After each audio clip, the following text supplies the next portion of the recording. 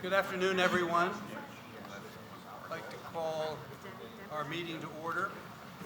Thanks to all of you for coming today. Welcome to members of the press. Karen Capsville, it's always nice to have you with us. Also like to welcome our student representatives. Kameen Meshkin is here.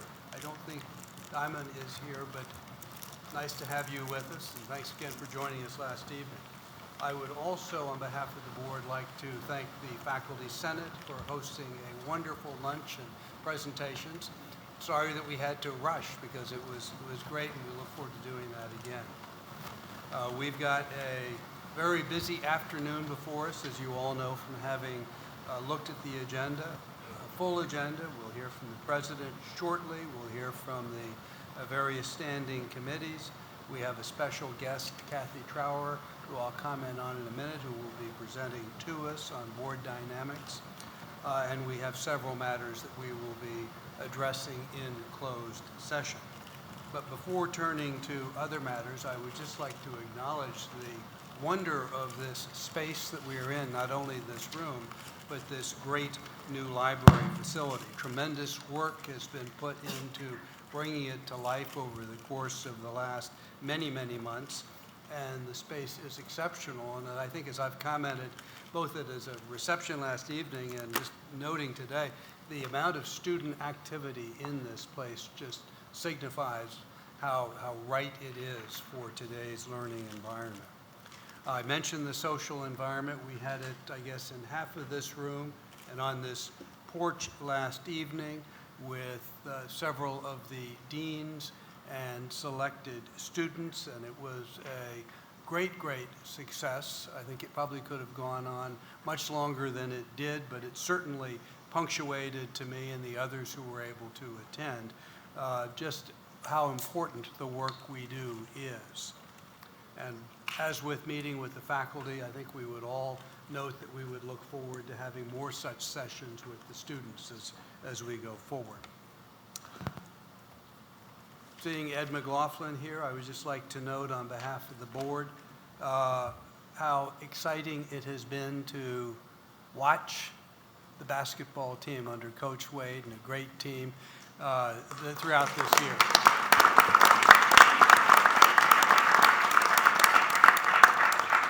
Played 2 great games in Oklahoma City. Ended up short, but not without fighting and really making it a squeaker right down to the end. So congratulations to all on a good season, and Ed, to you for your great leadership. A housekeeping note, but one that's very important. We have an opening for a representative on the VCU Alumni Board. Currently, we do not have any member of this board on that board, and it's always desirable to have one.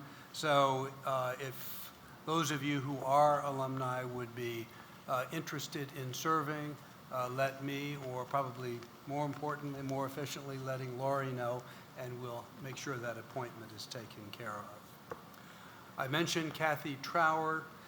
Kathy is with us today, Dr. Kathy Trower, right there, and we'll be hearing from her shortly. She will discuss, as you saw on the agenda, the new and complex faculty roles and why this matters to boards. And as she gives our presentation to us, she'll highlight several things. First of all, a brief history and what's happening today with respect to the faculty. She will look to link that to President Rao's State of the University highlights, the essential and very important role of boards in universities today, and the interplay between the quest for distinction and the faculty. So there will be a lot that we will hear from, and Kathy will turn to you very shortly. First of all, we'll turn to Dr. Rao. Okay, great. Thank you, John, Director, and good afternoon to everyone, and welcome to Cabell Library. Can you hear me? Yes. I can't hear myself, so I'm not so sure. Well, it's been an interesting series of meetings this year, and if you think back on our previous meetings, and certainly it will be at the center of our discussion at this meeting, what we're really talking about is adapting to accelerating change. And these are changes that are created by the most important part of life, and that is human beings. People are changing, and they're changing very rapidly. So if you think back, it was at the center of our discussion that we had in September about Quest for Distinction. Quest for Distinction still has time left in it, and yet we're talking about making major changes even before Quest is done. And that, of course, will continue, and it will continue to accelerate in and of itself. We had an expert who came and talked with us about changes, particularly focusing on changes with respect to higher education, faculty and students and staff, the ways in which people are thinking very differently, their expectations are changing, they're very different. And she, of course, highlighted the idea that we are in a very unique, special place. We have an opportunity like so few universities have, because we are in an urban center. We're in an urban location that gives us leverage like very few other places have, because we know that higher education, as she told us, has a tendency not to want to change as rapidly as perhaps it may need to. Our ability to change, leveraged against our location, will undoubtedly be helpful to us. We also talked in our last meeting about how is it that a 21st century research university really does help to ensure that you have the kind of inclusion of all of the people who are involved in this institution and people who are certainly changing as generations come and go. And we will continue that conversation. I will give you a bit of an update in just a moment. So, John was kind enough to recognize this building and recognize all of the people who are now making this building of good use.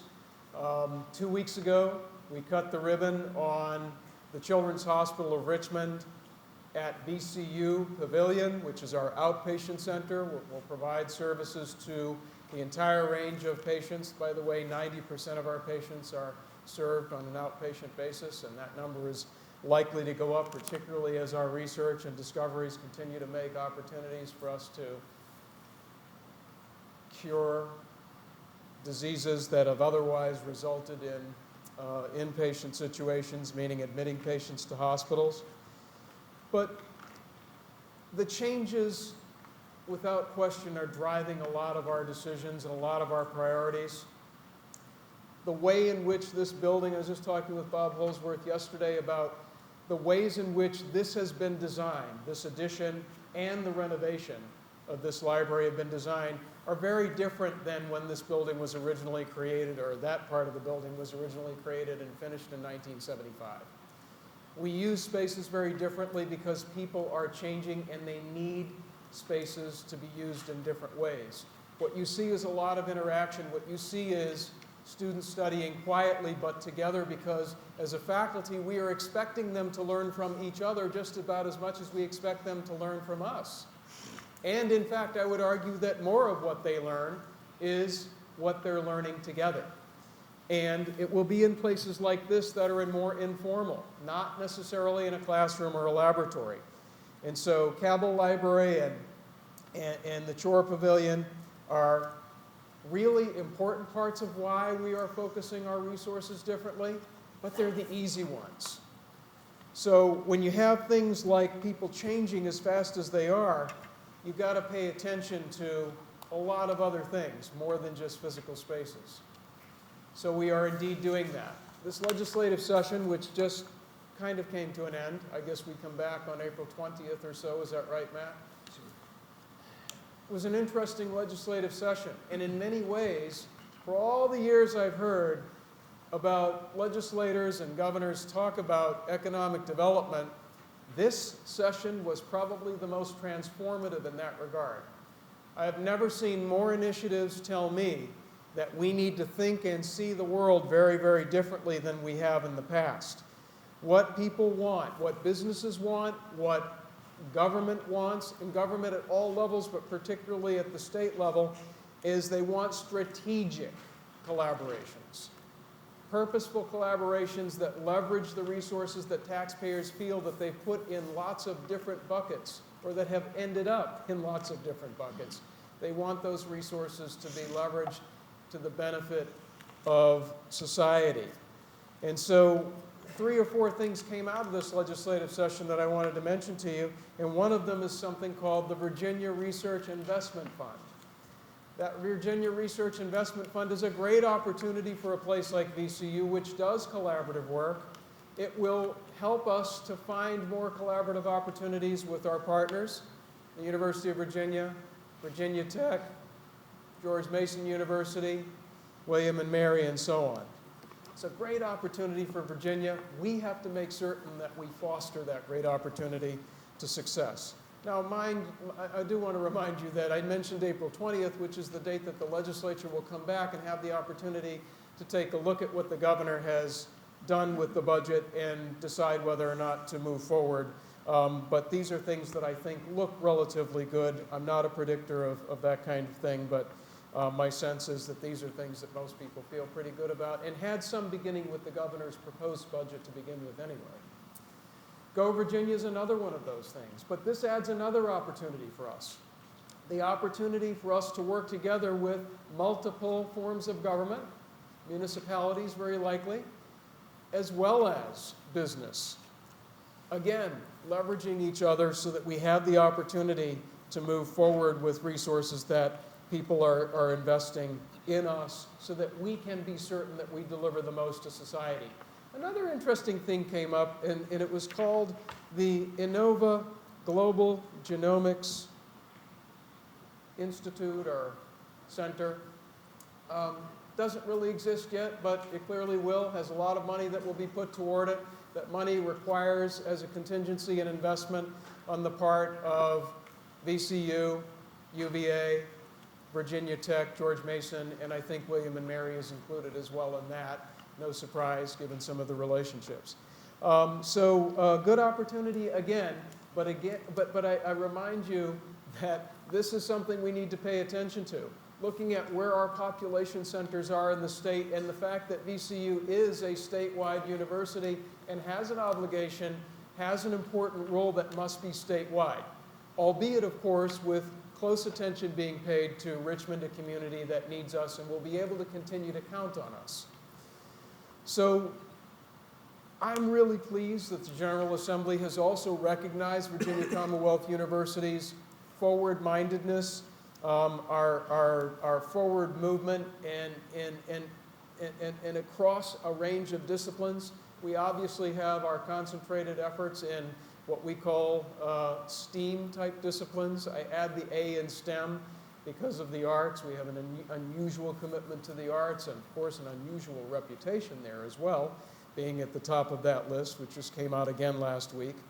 But certainly the science, the technology, the engineering, the mathematics, the health commitment that we have made, the health sciences commitment in particular that we have made over many, many years, 178 years or so, is very strong and very needed and very important in an economy that needs much of that as its foundation if it's done right. So I thank the legislature and both houses in particular for being so supportive of our allied health building, which will move forward barring any unforeseen circumstances on April 20th. Engineering, of course, that's an engineering building that will include educational purposes, but also research purposes. We'll raise half of the money for that. And then planning funds to move forward with the renovation of the Franklin Street gym into a STEM building and building for the college, something that's been desperately needed for a long time.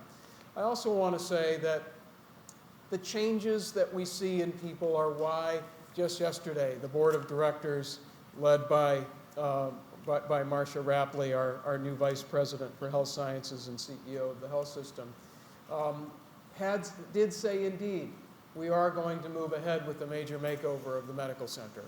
People recognize that people are changing, and the expectation is that as leaders we will make certain that we change with people. There are some other things that we're going to be changing, but the changes that I'm talking about that are monumental in the population are also why we are going to make a significant investment in changing how we function and also how we finance, how we invest in this institution. So with respect to function, I'm talking about something that we've talked about in various of your committee meetings today. We talked about human resources. We'll talk a little bit more about that later. But the reality is that when you are a university and you have to move very quickly in strategic directions that focus on a mission that is geared towards students and their learning, patients and their healing, and research that makes a difference in terms of all human life, just about anywhere where you can touch human lives, it's a very unique mission that focuses on people in a very centered way. And strategically, you need all members of your team at every level to be with you. And you've got to have a human resources structure that enables you to do just that. It's absolutely essential. Our Tier 3 status, which is the level 3 that is provided under higher education restructuring, we've had it for some time. We have not fully taken advantage of it, and it has been a disservice. It's an opportunity now for us to move forward with that and ensure that we are able to indeed have the kind of performance management practices that are aligned with strategic directions that the university is going. It is also why, that is, the changes in people are also why we need to have a budget structure that ensures that we are able to direct our resources toward the things that we talk about and stop just talking about them but do them. So in the State of the University address, I talked a lot about the importance of one of VCU's wonderful, wonderful legacies that does not apply everywhere but needs to. And that is, we know how to engage students. We know how to take what they're learning in the classroom, take what they're learning in laboratories, studios, clinics, and such, and put it to work right away, so that when they have the opportunity to use what they're learning, it sticks, and it becomes real to them. It becomes relevant to society when they finish. They don't have to be retrained. That's what employers tell me over and over and over again. Well, I need to be sure that we have the resources that we can invest in that kind of mission-centric priority. I need to be sure that we are able to move forward with all of the partnerships that we have as an important part of our interdependence with our city and with our region. We've talked about the Center for the City, which will help connect us. We've got to put resources into that so that our students have a pathway into our community so that they can fulfill their experiences. We need to be absolutely certain that iCubed, which is a wonderful, wonderful initiative, is not just funded on the side and barely can continue to keep it going. It's got to be at the core and center of the institution. And we need to be sure that what I have said about where we're going to focus our partnerships on K-12. This is a city with a lot of children who have a lot of needs. And we have a lot of opportunity to fulfill those needs through our many, many people who are part of this university. Many, many students, many, many employees who are on our team. We need to find pathways to support kids in K-12. We need to find pathways to ensure that we are addressing health needs as well. Entrepreneurial activities have got to be rewarded. We can't say we need to do entrepreneurial things at the university and then not have the resources to reward them and reinvest in them, so that the example then becomes something that everybody pays attention to and wants to do. While dollars are hanging out in places that, number one, we might not even know. So one of the most important things I want to remind you of with respect to where we go with regard to the budget is transparency and knowing exactly where dollars flow and why they flow in the directions that they do, so that we, as an administrative group and the board, can fulfill our fiduciary duties. So lastly, I promised you I'd get back to what I said at the front end about inclusion. We are doing everything that we can to ensure that we advance inclusion at this institution. And so when you see what's happening with the population, when you see how rapidly people are changing, I think about VCU and I think, from my standpoint, it is an incredible opportunity. It is one of the most important assets we have. If you ask students why they were interested in VCU, they will tell you it is because of our diversity. And yes, indeed, we are doing very well with respect to our diversity in their category. We have a lot of work to do on several other fronts. We, as a faculty and staff, also need to reflect that same commitment to diversity. And we're going to work toward that. It is an incredible opportunity because what you see happening in generations that are coming is our greatest opportunity. The opportunity to connect with all kinds of people from all kinds of perspectives and backgrounds is exactly what we would have envisioned if we ever thought of what a university should be, right? The greatest thing about universities is that we have this opportunity to shape society. Well, that's generic. What does that really mean? It really means shaping the future of human interaction and never wanting another human being to miss out on what other human beings who may be different than them have to offer. To me, that's beauty in the human experience, and that's something we absolutely have to ensure.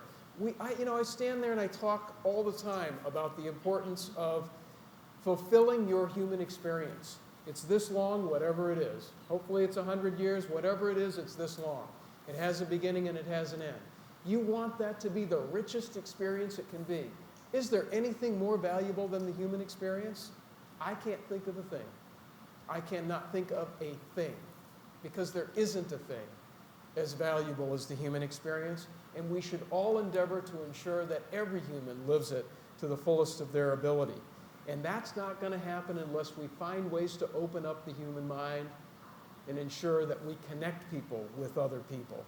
So we've made some significant accomplishments, and we needed to. We absolutely needed to. I'm really pleased to say that since December, we've had more than 100 members of the senior leadership team engage in cultural competency and unconscious bias training. Wanda's been very helpful in lining that up, and the administrative team has just been awesome in terms of making certain that they participated with full commitment.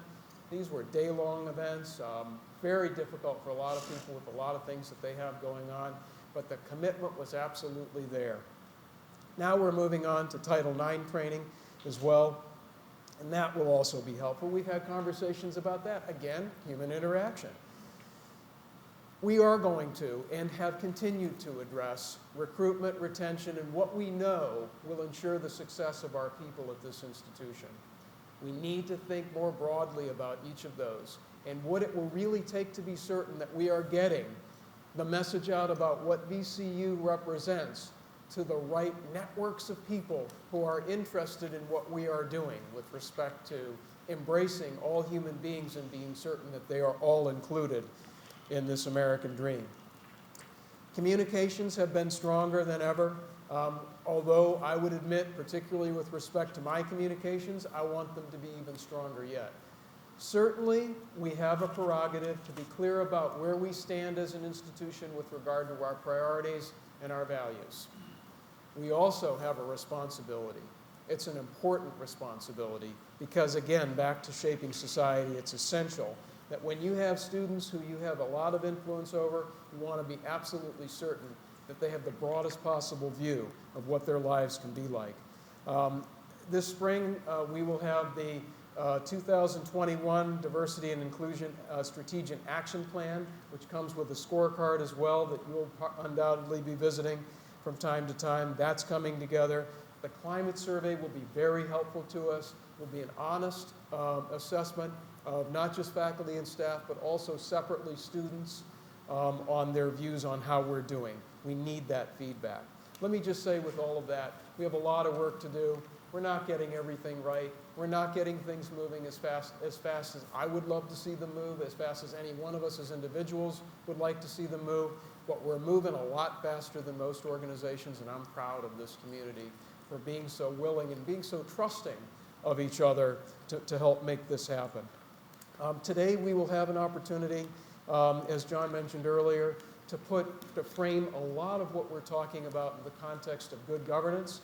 Good governance will be essential in order to ensure that we fulfill our fiduciary duties by asking the right kinds of questions and spending time that we have, which is very limited, in the right kinds of ways. But I have to tell you that one fiduciary duty I always think about when I'm engaged in boards is how rapidly, how efficiently, with due process, can we make the kinds of changes that our common sense tells us that we know we need to make? And are we really giving it a common sense look to say, yeah, this feels right. That was about as fast as you could get 23,000 people to move in that direction. And I'm not talking about 23 years. I'm talking about a relatively short period of time with due consideration to everyone's input and everyone's circumstances and what burdens change can sometimes bring to those folks. So with that, I thank you very much for your continued support and your patience, and I am very excited about where we're headed. Very excited. I can think of no place better to be if you wanted to move rapidly than Virginia Commonwealth University. Thank you.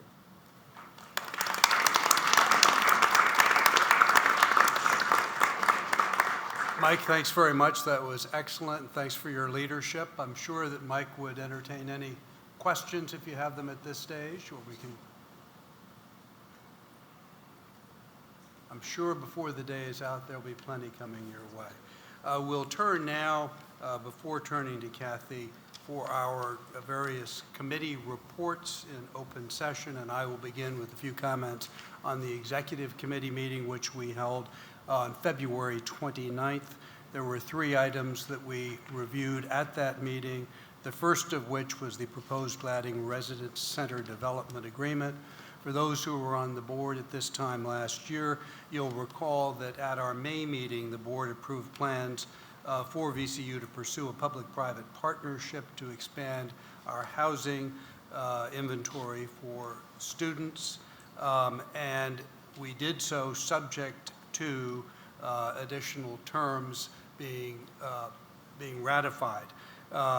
There were additional terms that needed to be considered. We undertook those with Dick Bunce at the executive committee meeting at the end of February, subject to a couple of questions that were raised and responses that needed to be brought back to members of the board. The executive committee approved going ahead with the development agreement. You might ask why then versus waiting until this meeting, and it all had to do, as Dick explained to us, with the timing. If we were satisfied, it would be important to move ahead so that the building could be open for students in the fall of 2017. The next item at the executive,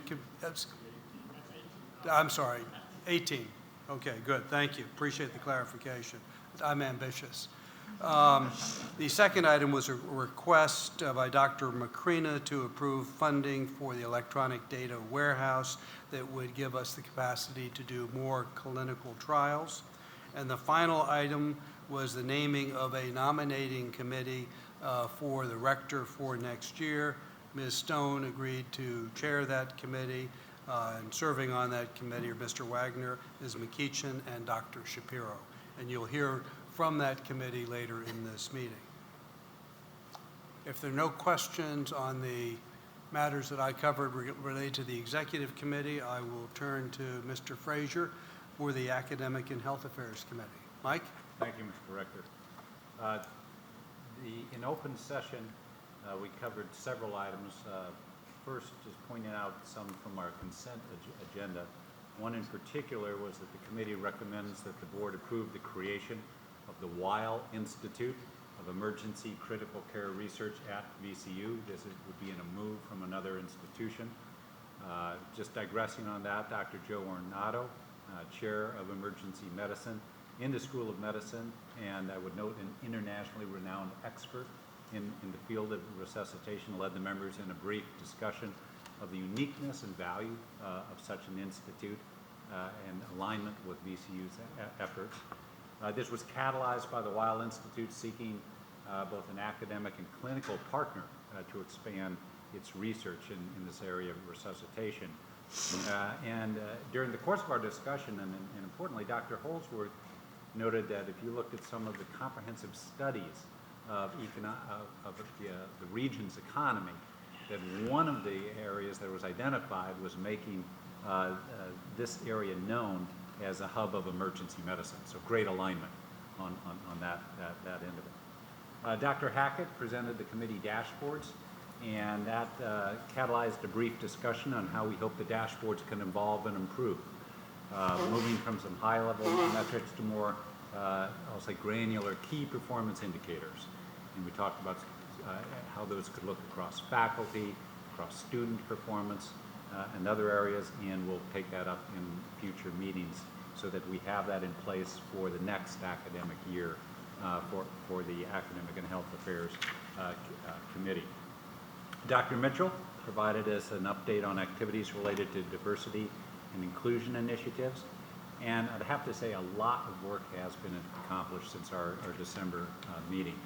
There have been new initiatives, there have been alignment of existing ones, a lot of training catalyzed in diversity awareness, sensitivity, and also how to teach and have a more inclusive environment in classes.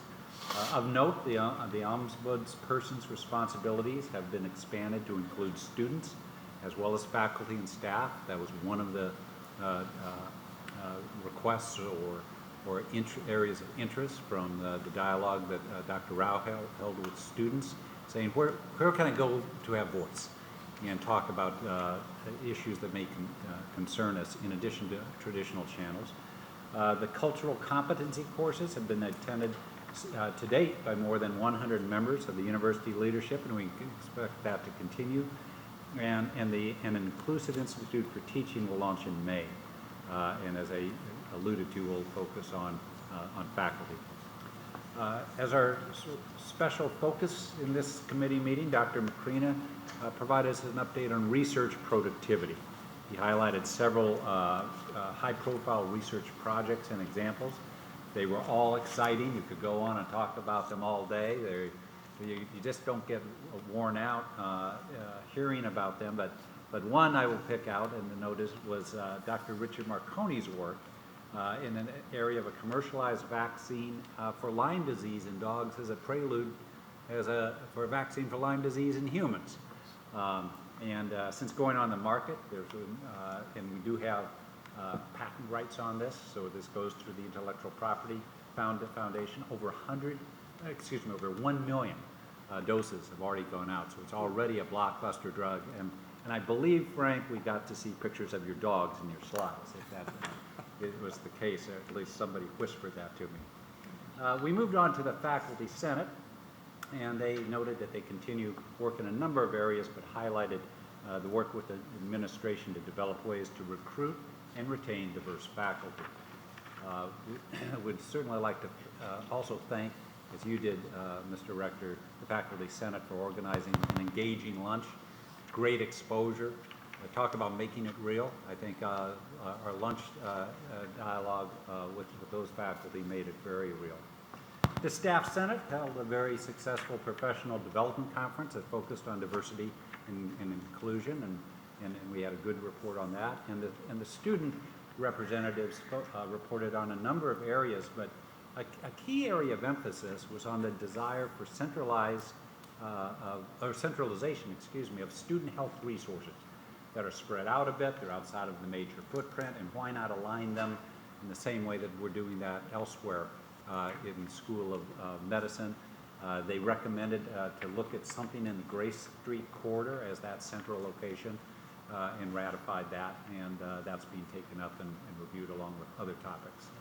But hats off to our student representatives who continue to focus on key areas to improve contribution of and life for students at VCU. And that concludes my report. I'll be happy to take any Mike, thanks very questions. much. Questions for Mike? If not, Mr. Worley, Audit, Integrity, and Compliance.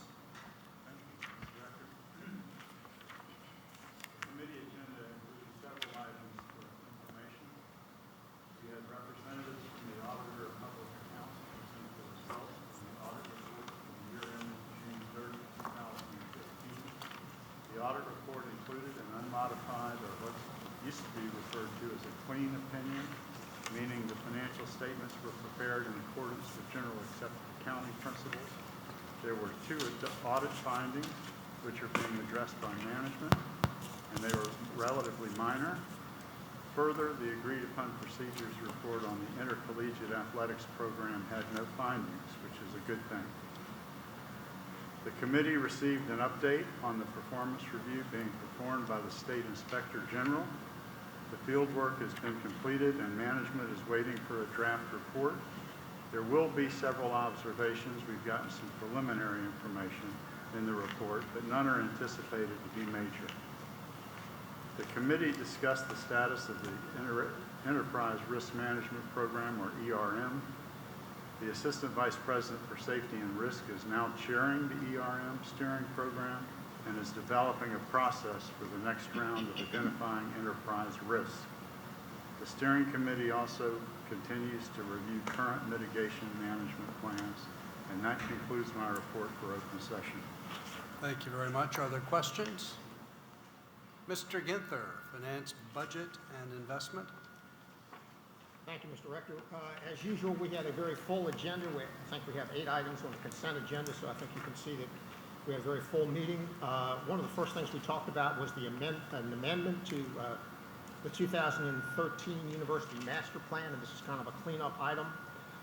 In 2014, the board accepted the housing master plan, but it was not incorporated into the 2013 plan. So we're asking to make sure we get that done again, a cleanup. John covered the approving of the development agreement for the Gladding Residence Center with a private developer, the joint project that we're going into, so I won't spend any more time on that. That was, again, approved by the executive committee, and again, we want to get the full board to ratify it. Also, we approved project plans to demolish areas around the Gladding Residence Center, and I think everybody knows that we're going to demolish a facility that now houses 900 students, and we'll build a 12-story facility that will be able to house 1,524 residents. And of course, there'll be newer, more modern residents, which is what all the students are looking for in this day and age. We also approved a project for the Acknell Residence Hall. Very little work has been done in that particular facility. A lot of this money will go towards upgrading the restrooms and that type of thing, and that was a $7.5 million project to upgrade that facility. There was another housekeeping issue in the 6-year capital plan. The Linden Street streetscape was in that plan at $1.2 million. That was a typo. It should have been in there at $2.2 million. So we need to correct that as part of what we do today. We also looked at a resolution. There is no paper resolution that we can find that allows the university, the president and his staff to collect on bad debts. So we approved a resolution to make it necessary to allow President Rao and anybody that he asked to do it to collect our bad debts, which we thought was a really good thing to do. There were a number of other things in open session that are there that are also in your books, such as the treasurer's report, the revenue and expense summary for the 6 months ended December 31st, 2015. We also looked at the annual reports from our affiliated foundations. We have 6 of those, and also the VCU Alumni Association. We also, in the book and available for the members to read, is summary information about the VCU health system and their financial information for the first 6 months of the year. Mr. Rector, if I could just take a second to publicly thank Dick Bunce, who has been our acting Chief Financial Officer. As I think hopefully everybody knows, Carol Kane Gray will be joining us. I'm not sure when she officially comes, but I'm told that she will be at our April 7th meeting and begin sort of a handoff, if you will, from Dick. And I just want to publicly acknowledge what a great job Dick has done. As a student of management and a practitioner of management, I know that oftentimes when people came to me and asked me for additional resources in terms of people, or asked me why I was cutting certain positions and that type of thing, my stock answer always was, work smarter. You know, that's what you need to do. You need to work smarter. And in Dick's case, I think he could start a consulting firm because he actually gets paid for 29 hours a week, but somehow he's managed to do 70 hours worth of work in 29 hours. So clearly he's figured out how to work smarter in terms of working harder. So I appreciate that, Dick. And again, I want to thank you for all the work that you've done for this university. Here, here. Dick, thank you.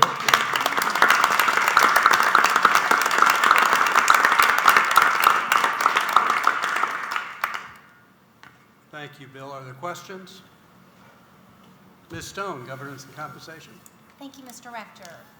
Our committee initially reviewed our updated committee meeting planner, which has been revised to reflect some additional responsibilities that our committee has undertaken through the presidential evaluation and compensation components that we now undertake. We also reviewed some minor revisions to the board's bylaws. We were then joined by Jacqueline Kaniska, who introduced our special guest speaker, Lynn Zentner.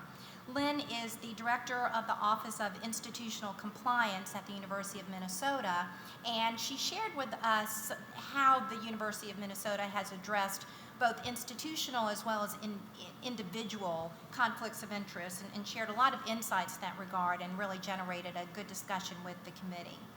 The committee then reviewed our dashboard as well as the Board of Visitors Statement of Governance.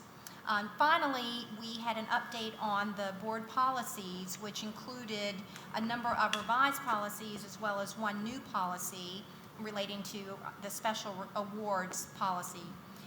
Our policies that we've heard discussion about in past meetings included the presidential evaluation and compensation policy, as well as the university level strategic agreements policy. Those policies are continuing to be reviewed and updated and will come back to the board for final approval in short order. And once those are approved, you will be able to access those through the policy library. And that concludes my report. Thank you very much. Any questions? Last but not hardly least, Mr. Wagner, University Resources. Thank you very much, Mr. Rector. In open session, we had status reports on 3 different activities.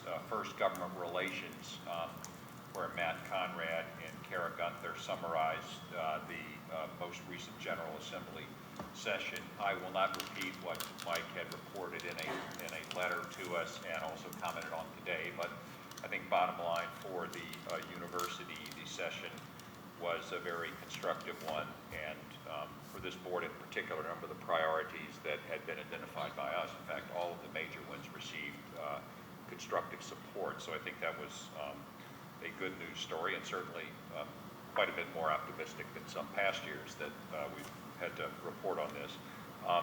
Kara reported that on the health system side, there were some more challenges, perhaps, and the issues that are of importance to the health system that remain, let's say, under discussion, things like certificate of need. So we are following those with a great interest as they are of significant importance to the health system side. Pam Lepley gave an interesting report on university relations, really highlighting 3 different areas where her team works closely with other divisions or aspects of the university to support their efforts. The initial discussion was around the work that University Relations does to support the Division of Inclusive Excellence on all of the work, again, that Mike discussed extensively in his comments on diversity and inclusion. Then we heard an interesting presentation from Pam's colleague, Tom Klug, on how university relations works with strategic enrollment management. It was actually quite an impressive presentation, which highlighted the work that the two do together, and particularly the communications activities that are involved in interacting with students when they begin to think about college as early as 9th grade, and how that changes as they express interest and get closer to making their college choices, and then how that communication then continues through their time here to help students graduate on time and be financially astute in the way they handle their time here. And it was, as I said, I think a very interesting presentation on not only collaboration, but very effective and focused communications. And finally, we heard again from Pam, along with Marty Heil, about the cooperative efforts of university relations with development as we prepare for the public phase of our capital campaign, and the kind of things that they are doing that Pam's team is doing to ensure that we have a successful launch and program, and those are extensive. Then Marty, in development and alumni relations, reported to us on several matters. First of all, the fundraising. This year, as of the close of February, we're almost at $50 million versus our $90 million goal for the year. I noted in the scorecard that that was rated as yellow, and Marty gave a very extensive reply, which I took to mean, don't worry, we've got this covered. We also heard about some of the further activities to prepare for the campaign, including our council, Marks and Lundy, which has been engaged with deans and their fundraising officers as they begin to develop their own goals, and we will use that as, of course, important input as we continue to work with how those will fit in within the comprehensive campaign. And then Marty announced the name of 11 couples who have signed up to be in the leadership group for the campaign, and those include 5 current members of this group, the Ginthers, the Lukes, the McFarlands, Jackie Stone and B.K. Fulton, and the Wagners. And then there are also a number of other members who I recognize as former members of this group, so good representation.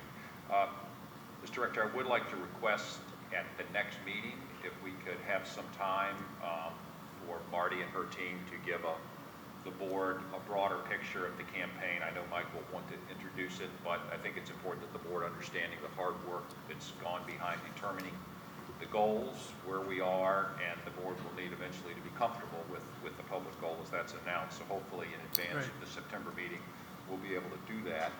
And I also wanted to revisit a number of board members have engaged with Marty and her team on their participation in support of the campaign. And I would like to ask, again, recognizing for different people that there are going to be different levels of interest in supporting, but I think it would be very nice when this campaign is announced if we can announce that 100% of the board members have committed to support the campaign, again, at a level that they're comfortable with. And so Marty has your name and knows where you are, so you can either contact her when you would like to talk to her, or she will be contacting you.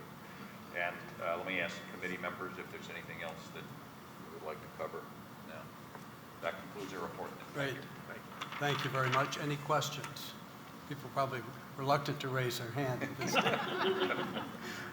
Okay, related to these reports and other matters undertaken since we last met, we have a consent agenda, which you've all seen.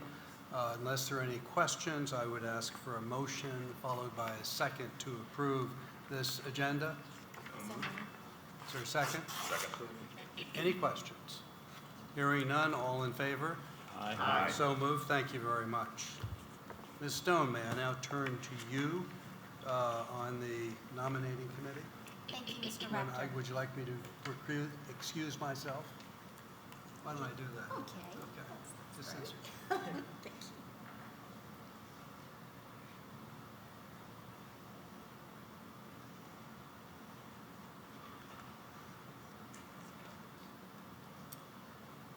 Well, the nominating committee met recently, and as a result of our discussions, and you recall, members of the board, you were asked for any nominations that you wanted to put into consideration for the position of rector.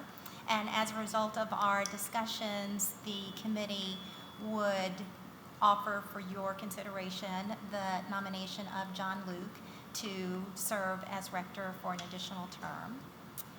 If there are any questions or any other comments? He'll accept, I suppose. I Yes. trust. Yes, he has indicated his willingness to accept that Good. position. And I think we're very fortunate to have him in that role. So unless there are any other nominations for us to consider from the floor, the committee did approve that nomination. So we would offer that for your consideration. I move we elect John Luke as next year's rector. I'll second. All in favor?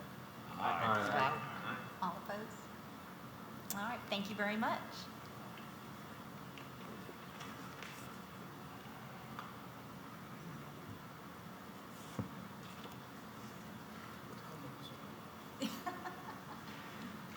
It's a 10-year.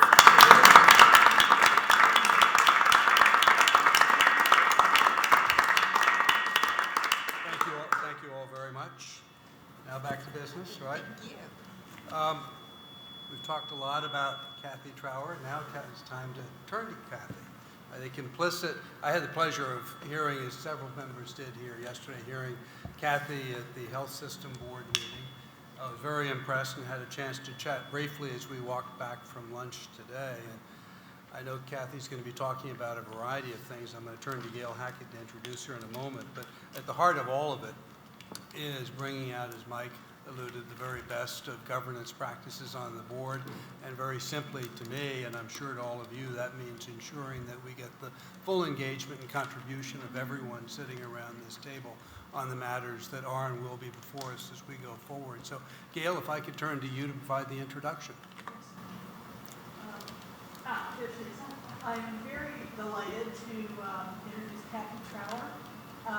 My first acquaintance with Kathy was through her work on what's called the Coach Survey, which is still a survey of tenured and tenure-track faculty across the country. There are literally hundreds of competing institutions at this point. And it looks at working conditions and attitudes of faculty. It was first done with tenure-track faculty to understand their circumstances, and then broadened to look at tenure-track faculty. And it was a fascinating bit of work. Kathy has published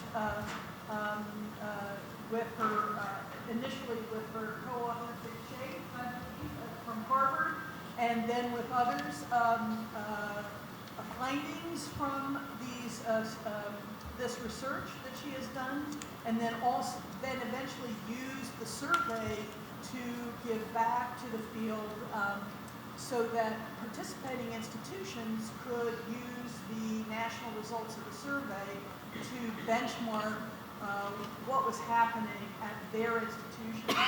And so institutions that I've worked with across the country have used the coach data to more thoroughly understand what was going on with their own faculty, and then also use that data to intervene to enhance the working climate of the university. So now Kathy has moved on and has a great deal of expertise in working with governing boards. And some of you may have, if you are familiar with AGB, the Association of Governing Boards, Kathy has been highlighted on by them, and some of her work has appeared, has been showcased on the Association of Governing Board sites. And so, if you recall, we had a consultant, Barbara Holland, who appeared before the Board of Visitors last September, and Barbara was talking mainly about community engagement, but also talked about the state of the faculty and things that were happening with different generations of faculty. And at that point, there were some board members who talked about wanting to hear more about that. And so we went to the horse's mouth. Kathy is the expert the national expert on this. And so luckily we were able to get her to come and talk to you. And so yesterday we had a session with the Health System Board, and also she met with our deans. So I will shut up and let Kathy talk. So Dr. Trout. Thank you.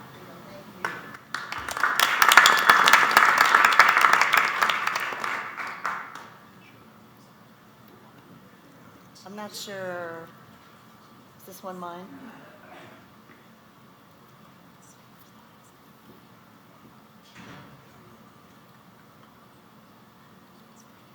There we go. Thank you so much, Gail, and thank you all for welcoming me to lovely Richmond. I come from New Hampshire, where it was snowing the day I left on Monday, so it's really wonderful to be here with the beautiful weather. And I was struck by a couple of things as I was listening to President Rao's opening, and one of them was the whole comment about the pace of change in the academy. And I remembered a joke that I heard about the faculty, and how many faculty does it take to change a light bulb? Change? But, you know, the faculty work has changed. Faculty are changing. They are essential to our enterprise and to what we do. And so those days are long gone. And I was also struck as we were talking, the president was speaking about students and the importance of student engagement. And, you know, really, this has been a really fast shift for the Academy to move from what was really all about teaching to what is now all about learning and student engagement. And in fact, it reminded me of another joke that a physics professor said, "I don't teach students, I teach physics." Okay, are you with me? So we're going to dive in and do a brief historical overview. It's a little bit different than the one that Barbara presented to you last fall, only in terms of the points that I want to make about the history of the faculty. And then I'm going to spend a little time on the new and complex roles of the faculty, and it was so fantastic to be with them over lunch, and I was struck by the whole notion of working as teams and interdisciplinary teams that is so essential. And it made me think about boards and governance and how really the wisdom of teams is so crucial, collective intelligence is so crucial. And another key point in the second presentation about the art of listening. And I think great governance can only happen to the extent that people are really charismatic listeners and listening to their colleagues and listening to what is being said to you, because this is a really complex world. And this is the world in which your faculty are working with your students. I'll briefly mention, because I'm sure it's been mentioned to you many, many times, but in terms of the VCU context and President Rao's State of the University highlights that are particularly important here, and the quest for distinction with respect to the faculty. And while that's 2015 to 2017, we're squarely in the middle of it. And as President Rao said, some of those things are well underway, others are still in progress, but you're continually pushing forward. You can't just stop there. That quest for distinction is so essential. And I'm just delighted to be here because I love the energy of this university. And I think you truly are uniquely positioned to be distinctive in what is an extremely competitive environment. And then I'll talk a little bit about why this matters to the Board of Visitors and open it up for Q&A. So brief history, and this is from a very recent book. In fact, it's not even out yet, from Johns Hopkins University, called The Faculty Factor. And what the authors talk about first is this historical context, that we have moved through three paradigms that affect faculty work. First, the period of World War II through the 1970s, which was known as the multiversity, when academic institutions became less insular and remote and more integrated and intertwined with their environments.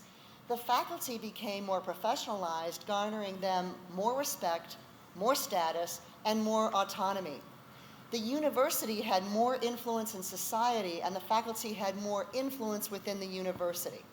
And this is extremely important when you think about 4 generations of faculty being on your campus, because this is the time when the traditionalist and some of the boomer faculty came into the academy. And this is near and dear to their heart. This was when things were really happening for the faculty. Very big shift. Then came the second paradigm in the 1990s, which was known as the marketplace.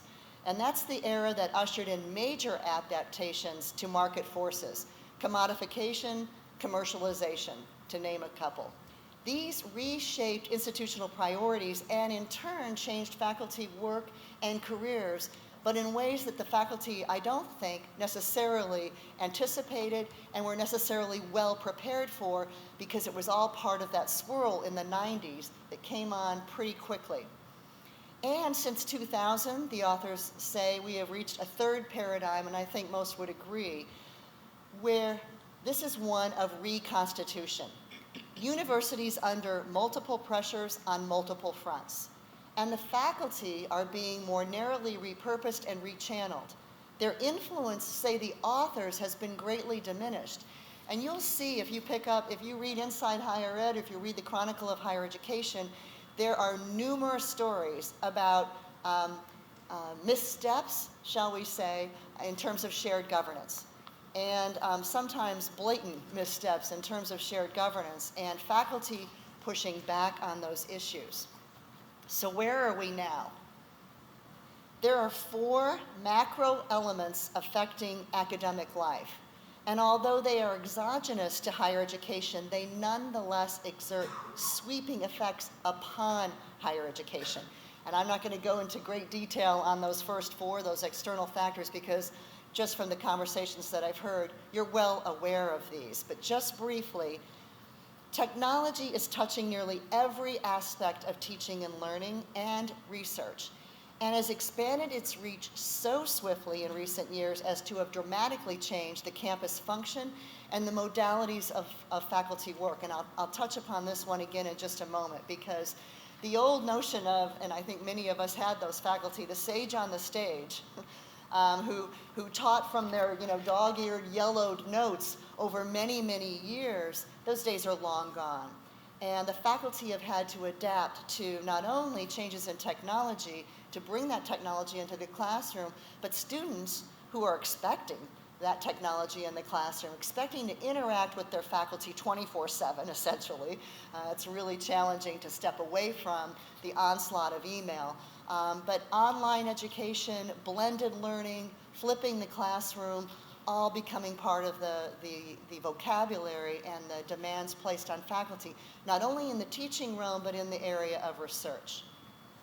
Second and third, we have market forces and financial constraints. And I know this is not news either. You talked about this legislative session and the opportunities before you. You're in the middle of a capital campaign, and you understand the financial constraints and very serious fiduciary and fiscal responsibilities. And I was reminded of that yet this morning when I picked up the Wall Street Journal, and there's a story on colleges fret over the overtime rule. And what's going to happen when we have to move staff and faculty, either to move them in terms of their hours or pay overtime. This is going to increase costs significantly on college campuses. And so it's something to keep in mind at all times. Higher education struggles as governments at all levels, along with individual donors, philanthropic foundations, grapple with priorities among so many worthy claimants. We could talk about healthcare as being one of those worthy claimants, infrastructure, and so on. The net result, funding for higher education is squeezed all the harder. Current conditions, exacerbated by scarcity of resources and acutely competitive dynamics, promote increasingly entrepreneurial institutional behavior, which is wonderful, and we embrace entrepreneurial behavior here at Virginia Commonwealth. But you've got to remember the demands that places on the faculty. And do we really reward, as President Rouse said, entrepreneurial behavior or not?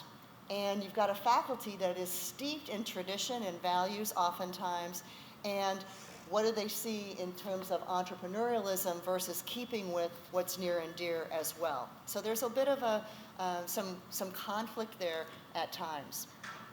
Fourth, a more global faculty employment marketplace, research and publishing that is more commonly cross-national, and contemporary faculty who are more obliged to prepare their students as global citizens. And I should mention that the students that the faculty were used to at one time as well have changed a great deal.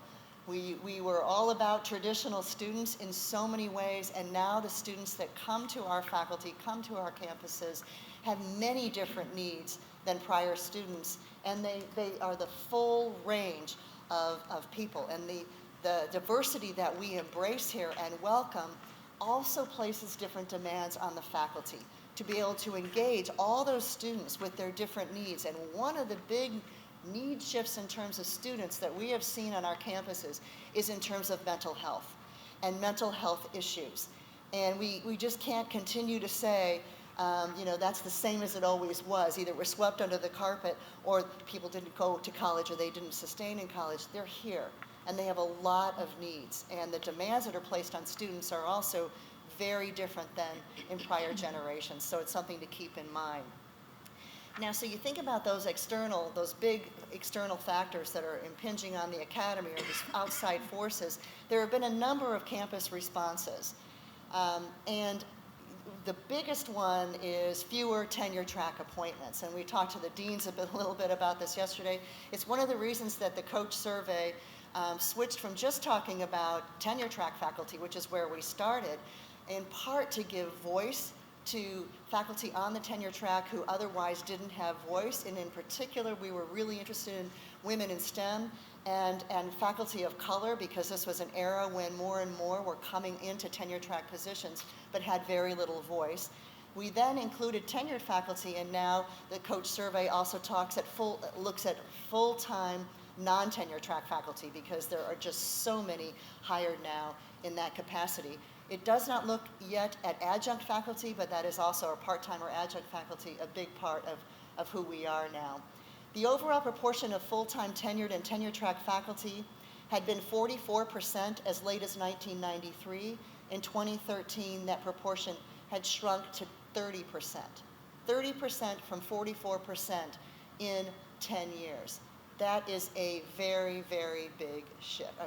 20 years, and in academic terms, that's fast. A second change has been more specialized or unbundled faculty roles. So along with the off the tenure track appointments, typically called term, and increased utilization of adjunct or part-time faculty, has come the unbundling of faculty roles. And some faculty are hired to do strictly research, others are hired strictly to teach, some do clinical work, obviously, and some are hired to conduct basic research. But we now have a multiplicity of faculty appointments within all of our schools and colleges. There has also been, along with that, a restratification of faculty. As this occurs, it follows that the faculty has then, you have more of a tiered system again in terms of fewer full-time tenured faculty who have tended to garner more status, more leverage among the instructional staff, and then you have other faculty who are kind of the have-nots or have felt like they've been the have-nots in this equation. So that stratification, which had kind of gone away as we hired almost everybody on the tenure track and they got tenure during the great times, and Barbara Holland talked to you about those times, that has shifted again. Along with that has come, at least in terms of many of the traditional faculty and in the minds of the author, this diminishing faculty influence, diminishing faculty voice in shared governance, because that has traditionally been the domain of the tenured faculty. And as you have fewer with those appointments and fewer engaged in the faculty senate and that work, who is going to do that work of shared governance and take care of the faculty voice there? So it's extremely important. A number of demographic shifts have occurred as well, as we've seen the lift of mandatory retirement that went away some time ago. So more and more faculty are graying and staying, as they say. But there's also been a more ethnically diverse faculty that has been hired. There are more female faculty. There are more faculty in business and health-related programs especially, many of whom who do not have significant academic experience, but they have outside in the world experience, professors of practice, if you will. So a number of changes there. The last two issues I'm not going to touch upon in our remarks for the sake of time, but we are seeing increasing demands for accountability and quality assurance, as I'm sure you're all aware. And we're starting to see some shifts in terms of faculty identity and home base. And we really don't know yet how this will affect the millennial faculty and the Gen Xers. Will they stay? Will they want to move around as millennials are shown to want to do? We just don't know yet with the faculty if those younger faculty are going to want to move around and change the locus of where they work. And it puts all the more onus on institutions to be a great place to work, because if you're bringing somebody on, hopefully they're really great and you want to keep them here. Faculty and their roles are being rearranged, redefined, redistributed, and repurposed. So I want to talk now about the changes that have occurred in terms of teaching for the faculty. And this was just a list that I started on. I think we could probably add to this list, but when we used to think about teachers, what they did, and the teaching component of research, teaching, and service that has been the tripartite of a tenure track or a tenured post, we now expect faculty to provide evidence of student learning. And you might say, you might kind of chuckle and say, well, why wasn't that always the case? You know, didn't they always have to provide evidence of student learning? The fact is they didn't. We used to be able to teach, and there were teaching evaluations, but we did, and we of course evaluated students, but you didn't have to show what they had learned to be able to demonstrate that in courses the way that now the faculty are expected to do.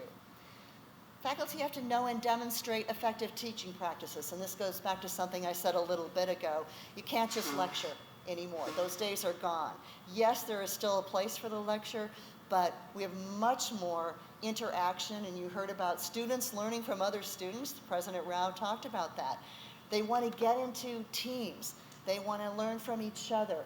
The instructor is doing much more in advance, that you do your reading and answer some questions and homework outside of class and come into class to interact in a different way rather than the lecture mode. In fact, that's the subject of a piece that I wrote for AGB on trusteeship called Flipping the Boardroom in last year's March-April issue that you might be interested in, because it's the same kind of thing for governance.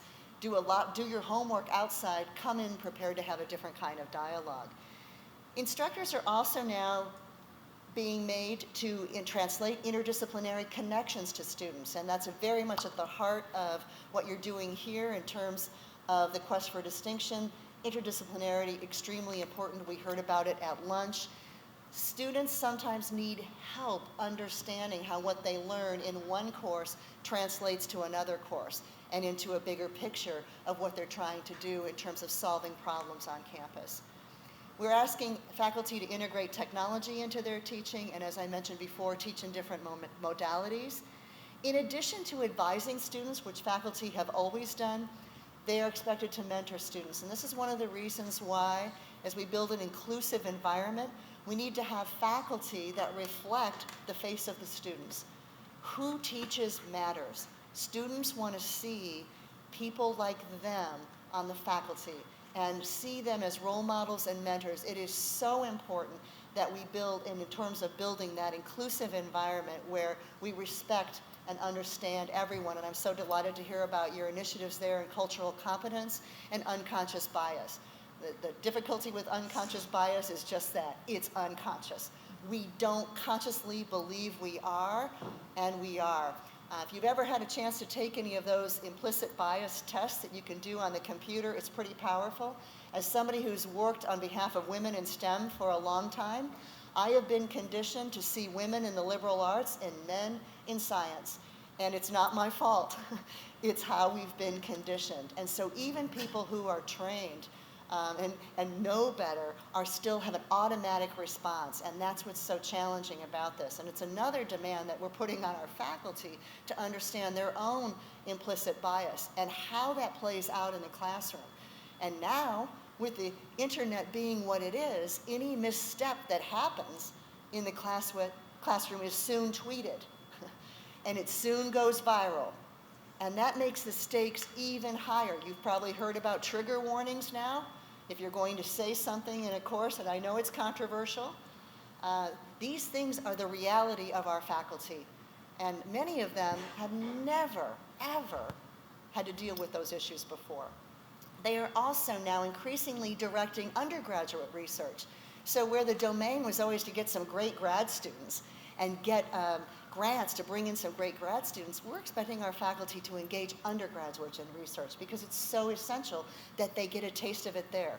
Whether they want to go on to a master's degree or a doctorate, whether they want to go out into the business world or wherever they want to be, undergraduate research, what they learn in terms of undergraduate research helps keep them on that track. We also know that students who are engaged in undergraduate research are more apt to finish. actually make it through, retain, and those relationships with their students are essential here. They supervise internships, they connect students to the community through service learning, and of course you have an entire part of your quest for distinction in terms of community engagement, and that goes beyond student and service learning. Preparing students to work in multicultural and collaborative settings, and linking teaching to global education and global issues. How's that for this bundle of what we now expect just within the teaching domain of our faculty? It's a lot. We look at the research and scholarship category, that too has shifted.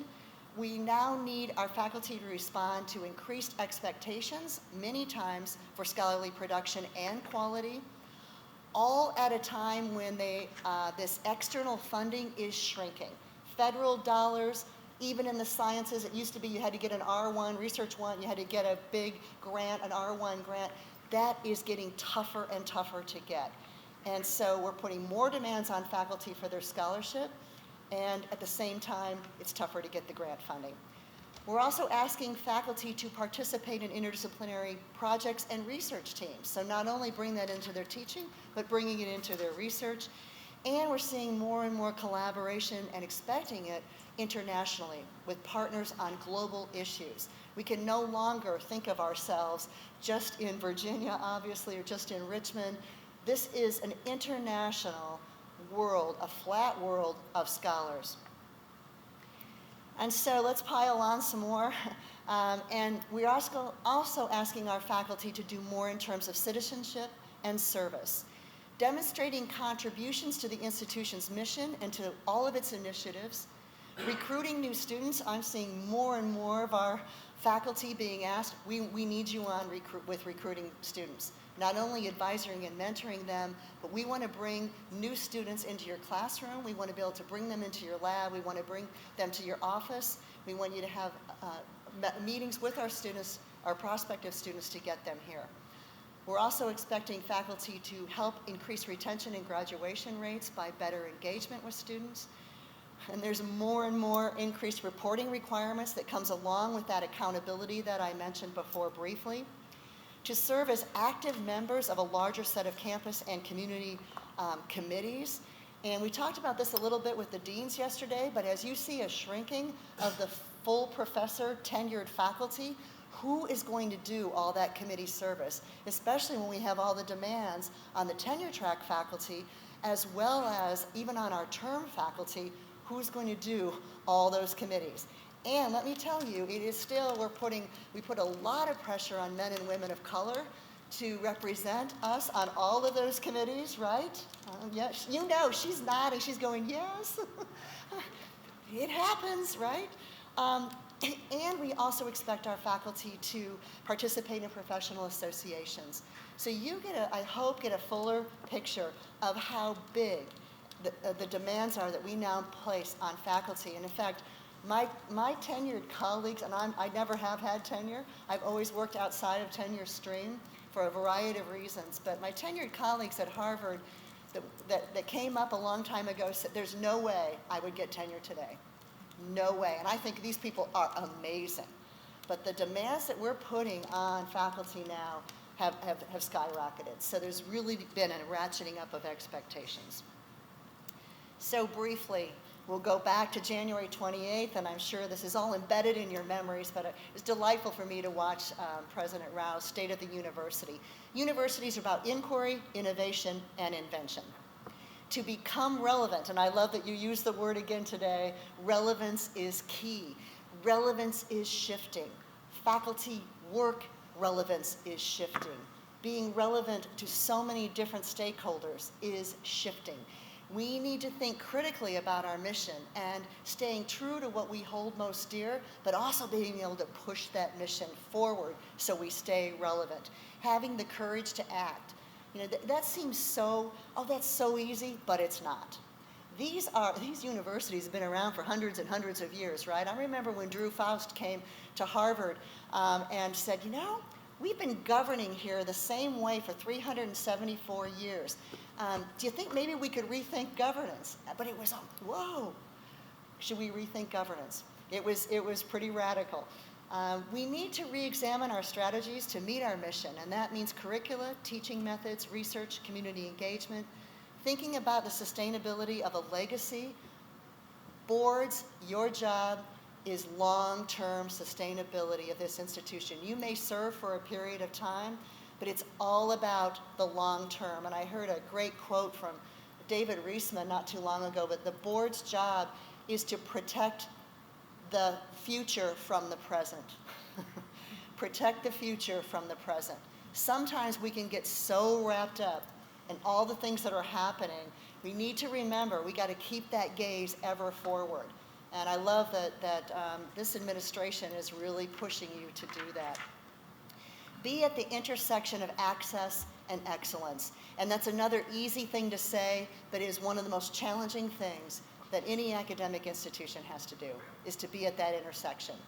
Because we've got to do it all now.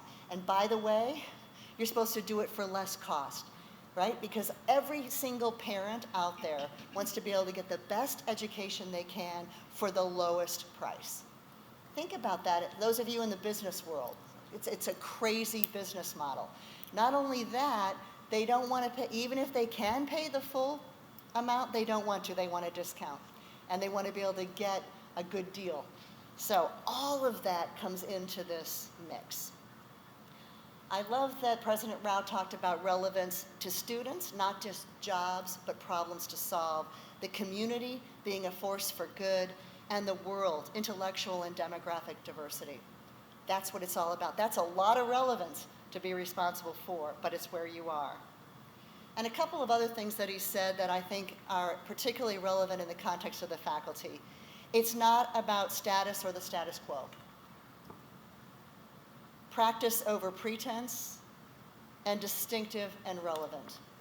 And I think you are hiring faculty, and you have many faculty here who they get that, and that's where they want to be. And sometimes I think we can be too critical of the faculty, and I know I opened with a couple of jokes about the faculty.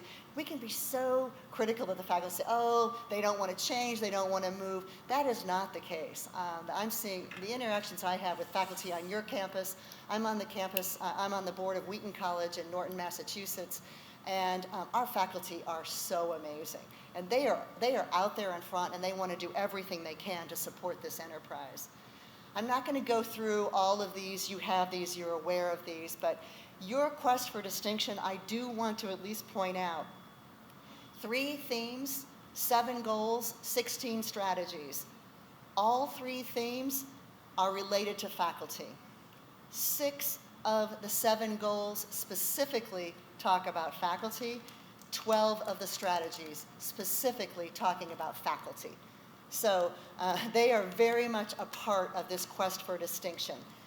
To become a leader among national research universities in providing all students with high quality learning living experience, focused on inquiry, discovery, innovation, and global environment, retaining that diverse set of faculty with the skills to be able to do that. Making strategic investments in those programs and those faculty are going to be essential to meeting the needs of the students and staying relevant with the students, with your commissions in human health research, scholarship, and creative expression that advance knowledge and enhance the quality of life. That's about faculty. High impact research and creative expression, the next generation of researchers and artists, interdisciplinary research, faculty, faculty, faculty. And becoming a national model for community engagement and regional impact. Guess what? Once again, that happens with your faculty, working closely with your students and being engaged and making that experience so meaningful. I want to briefly mention, and I know this says Middle States, and I realize that SACS is your accrediting body, and I can say a few what they say about governance as well. But in general, it's the same. What SACS says is Middle States, and that is the board is the highest governing authority within the organization and governance structures of an institution. So we do have student government, and students are involved in governance. We have a faculty senate, and faculty are involved in shared governance, and the administration obviously is. The board sits at the top. The board is ultimately accountable for the academic quality, the fiscal and academic integrity, academic planning, assets, and financial health of the institution. So that is the sweet spot of where the board sits. Same is said in middle states. I'm going to skip that for now. Well, I'm going to touch upon this one briefly, only to say that what we're talking about here in terms of the faculty has to do a lot with the adaptive challenges that the university faces and that your students face, and that President Rao mentioned in the opening comments. There's a lot of adaptation that's required. And why this is important to boards is that we have to allow time and conversation and thoughtful, critical thinking about adaptive challenges. Technical problems can be solved by the administration. They can be solved. There are right answers. Where we are now is in the world of adaptive challenges. Long-term sustainability, all part of that sweet spot where boards can add value. So I'm not going to go through all of what AGB had to say or has said about the board's responsibility for education quality, because some of it just summarizes really what I've already said. But with technological, pedagogical, and economic forces, increasing demands from the public expecting more and more of higher education, it puts more onus on boards to be aware of academic quality than ever before. We have a number of challenges, our outside forces that AGB mentions, and this was in 2011. These are just stepped up and even faster now. But we do have an older, more ethnically and racially diverse student body, increasing numbers of contingent faculty. Revenues have not kept pace with institutional need, as you know. Dramatic escalation in demand for admission, and certain fixed costs are skyrocketing, which are straining the capacity of our institutions. Competition for students, faculty, and resources that is diverting funding away from higher education. Tensions between issues of workforce preparation and intellectual development. And we try to do it all. We are all about intellectual development to prepare people for wherever they go beyond the institution.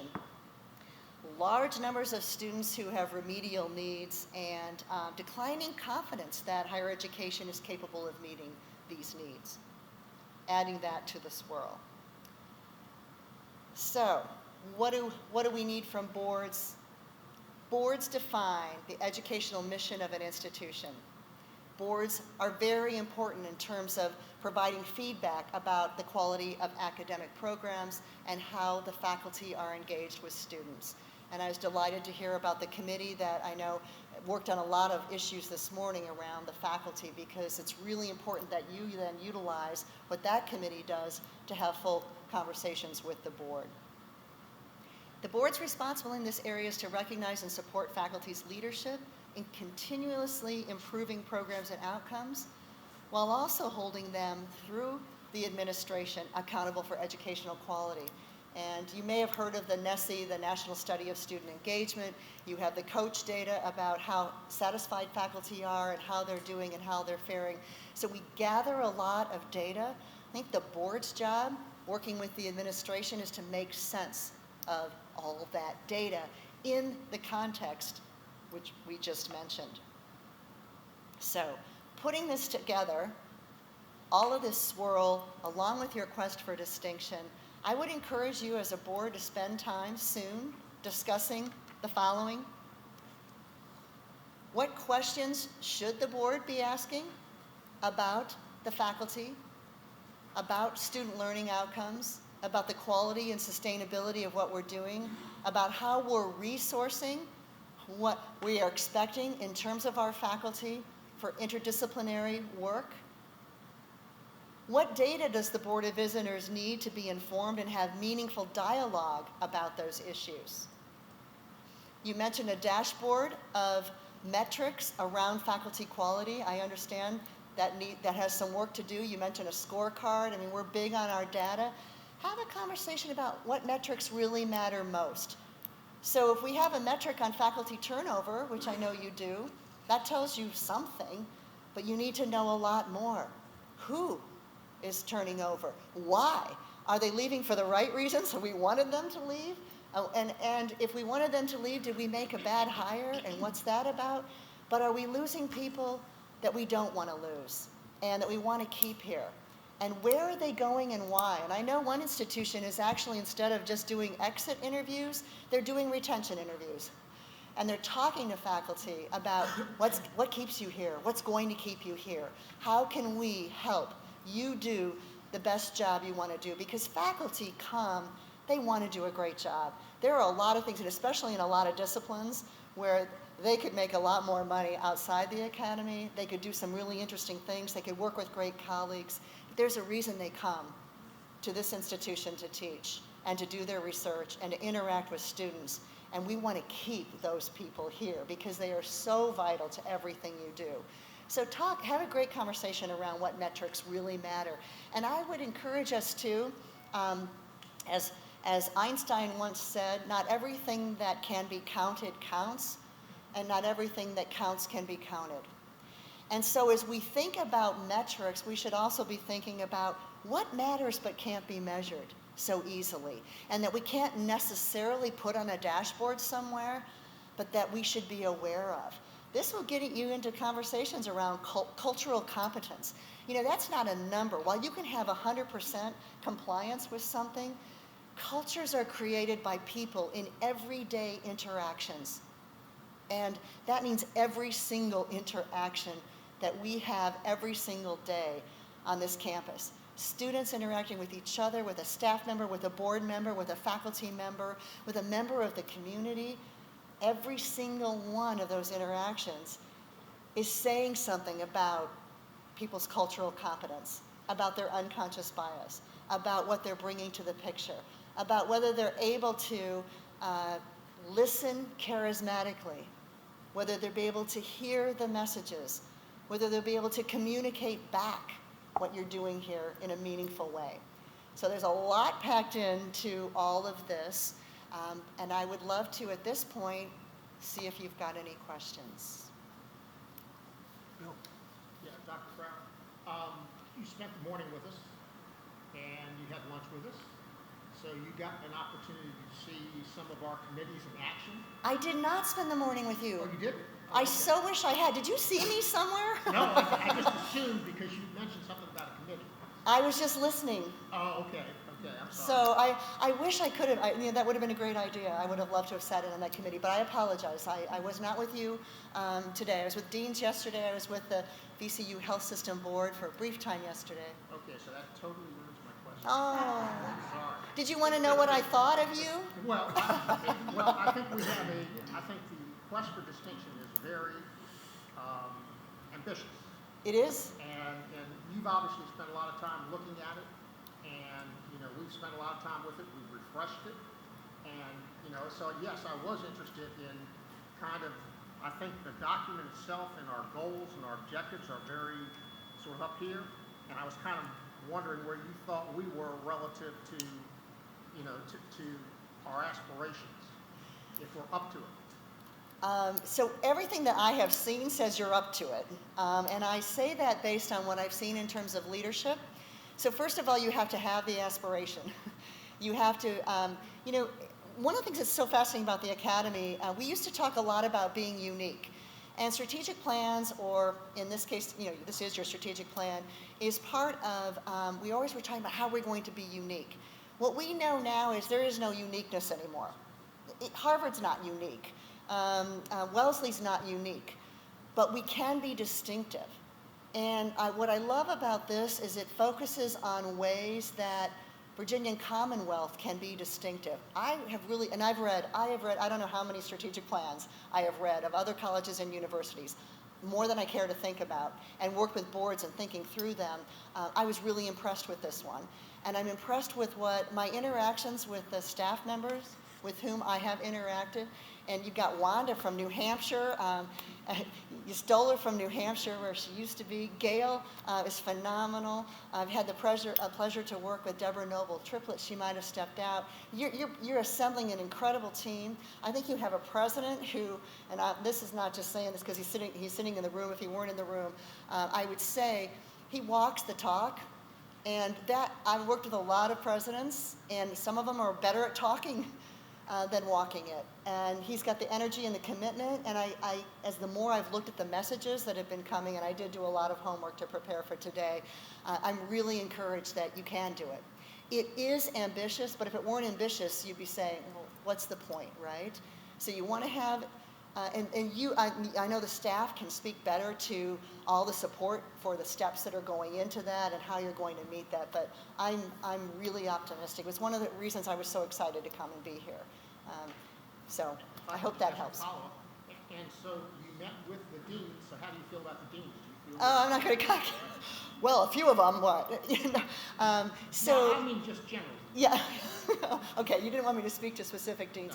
No, generally, I thought Gail, you could maybe say more, but I think we had a really great dialogue, a beginning dialogue around how they want to use the COACH data. COACH stands for the Collaborative on Academic Careers in Higher Education. I loved that the deans were talking about really a solid understanding of, they think of their faculty as a faculty. They're very different. You've got to understand the schools are very different. I think you probably know that. Some of them have a lot more term faculty than tenured and tenure track faculty. Some of them haven't had a new faculty hire in a while. Others have grown. 22 new faculty, was it in engineering? So very different, but I found them very thoughtful and engaging and open to a dialogue about the culture of their faculty and what it means to be on the faculty. And this is part of the challenge of even using a term like the faculty, because you can get into trouble doing that. It's not as if they're a monolithic group. But I was impressed with the deans wanting to engage the dialogue and talk about the culture that they create working with the department chairs to create a great place to work. A place where faculty can do what they need to do, and you saw that big, expansive list of things that they need to do. I was encouraged and heartened there as well. It wasn't just me talking to them, it was really a dialogue. Thank you. Bob? Yes. I have a question about this stratification that you mentioned. So we all have these faculty who are fabulous, they have their global brand, but almost personally. Yes. They can go anywhere. Yes. We want to keep them, and I think we know how to keep them. And then on the other hand, you have increasingly this huge number of either teaching faculty or research faculty, as you said, who have these very specific responsibilities. What's the best methods that universities have used to keep morale relatively high through all of these different strata? Yeah, that's a really great question, and I have another joke, and that is, no matter when you measure faculty morale, it's at an all-time low. We used to say that a lot at COACH. It is challenging to keep faculty morale high. I think, what faculty want, they want to be able to do a good job. So the better you can understand the job that they want to do, whether it's a teaching post, whether it's a tenure track or a tenured post, whether it's a term position. There are a lot of faculty now, that's all they want, they want a full-time non-tenure track job. They don't want, that was me. I did not want a tenure track job. You've got all of those faculty. You've got adjuncts who want to play a critical role in doing what they do. So it's finding out, this is part of the conversation with the deans yesterday, working with their chairs, to understand, and that idea of how do we keep you here? How can we help you do the best job that you signed on to do, that we hired you to do, that we contracted with you to do, whether it's all of that bundle, whether it's teaching, whether it's research, somewhere in between, and trying to understand the different needs there. And this is where it gets really complex, because faculty at different ages and stages have all sorts of different demands. How can we support them in their work? Where can we help them find resources? Where can we help them with collaborations if there aren't a lot of resources? And then recognition for the work that they do. This is so, faculty are people too, and they like a pat on the back now and then for all that they do. It feels like sometimes all they do is they have more and more demands made on them, and without that recognition and really being able to showcase. It's one of the reasons I wish we didn't have to go so quickly at lunch over what amazing, that was just, oh my gosh, you only had a few short minutes to see some of the work that faculty are doing. I would encourage you to have more of that too, because it means a lot to to faculty members to come and talk to the board about the work that they're doing. And I know you're trying to get more interaction with students so you can see what faculty are doing there too. But I just encourage you to open the dialogue, working through the chairs and the deans and Gail's office and supporting that work. Because there is no best practice. This is, I went really fast on that adaptive challenge slide, but faculty morale is an adaptive challenge, and there's no best practice or right answer. You're right, the global stars can go. You want to keep everybody, all the other stars here too, and many of them are global stars. You see the press that you got out of that incredible research that happened here on this campus. It's just amazing, so thanks, it's a great question. Gives you appreciation for how tough the provost's job and all the people that support academic affairs. It's challenging. Any other questions?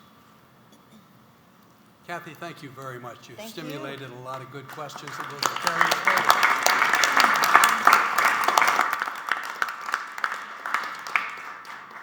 Before we break and conclude what is our open session, is there any new business anyone would like to bring forward? If not, we are scheduled for a break, and I think we're a little behind schedule, so if we could have it on the low side of 10 minutes, it would be great. Why don't we begin at 3:25? Thank you.